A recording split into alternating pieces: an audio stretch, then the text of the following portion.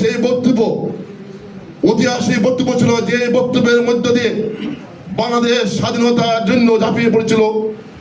26শে March জাতির পিতা আনুষ্ঠানিকভাবে ঘোষণা দিয়েছিলেন স্বাধীনতার, কিন্তু মূল বক্তব্য ছিল 7ই মার্চ। 7ই মার্চ 7 কোটি মানুষকে তিনি একত্রিত করেছিলেন। সংগ্রামী সাথী বন্ধুরা, সেই জাতির পিতার নেতৃত্বে আমরা একটি বাংলাদেশ পেয়েছিলাম, লাল সবুজের পতাকা দেশ পেয়েছিলাম, একটা মানচিত্র পেয়েছিলাম।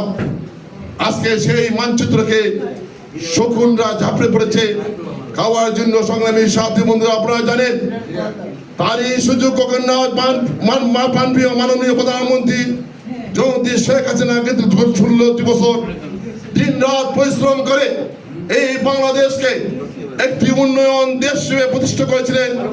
আজকে সেই বাংলাদেশকে এই সুদখোর খুনি ইউনূস একটি জঙ্গিবাদ রাষ্ট্র হিসেবে ইতিমধ্যে প্রতিষ্ঠিত করে গেছে।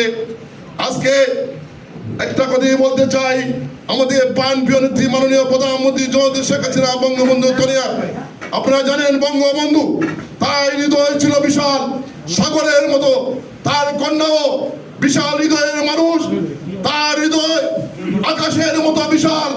তিনি মানুষকে ভালোবাসতেন, বিশ্বাস করতেন। সংগ্রামী সাথী বন্ধুরা, দুঃখের সাথে বলতে হয় আমাদের প্রাণপ্রিয় নেত্রী গত 16 বছর আমাদের গাদ্দারকে নিয়ে, মির্জাফরদেরকে নিয়ে সংসার করেছেন। সেই মির্জাফররা আজকে আস্তে আস্তে আজকে ইন্দুরের গাথা থেকে বেরোচ্ছে। সংগ্রামী সাথী বন্ধুরা, বলতে লজ্জা হয়, আপনারা জানেন বিশ্বের 1 নম্বর মির্জাফর, যিনি আমাদের নওয়াব সিরাজউদ্দৌলাকে সন্দেহকর্তা করে হত্যা করেছিল। আজকে যদি মির্জাফর বেঁচে থাকতো তাহলে মির্জাফর লজ্জা পেত।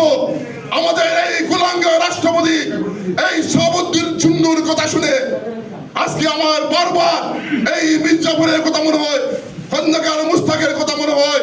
তারা বেঁচে থাকলে এই চুপ্পুর কথা শুনলে তারাও লজ্জা পেত। সংগ্রামী সাথী বন্ধুরা, এই বিশ্বাসঘাতক মির্জাফরদের বিচার বাংলাদেশে যেভাবে রাজাকারদের বিচার হয়েছে, যুদ্ধ অপরাধের বিচার হয়েছে দীর্ঘ 50 বছর পরে, ওদের বিচারও প্রয়োজনে 100 বছর পরে হলেও বিচার বাংলার মাটিতে এই মির্জাফরদের বিচার হবে ইনশাআল্লাহ।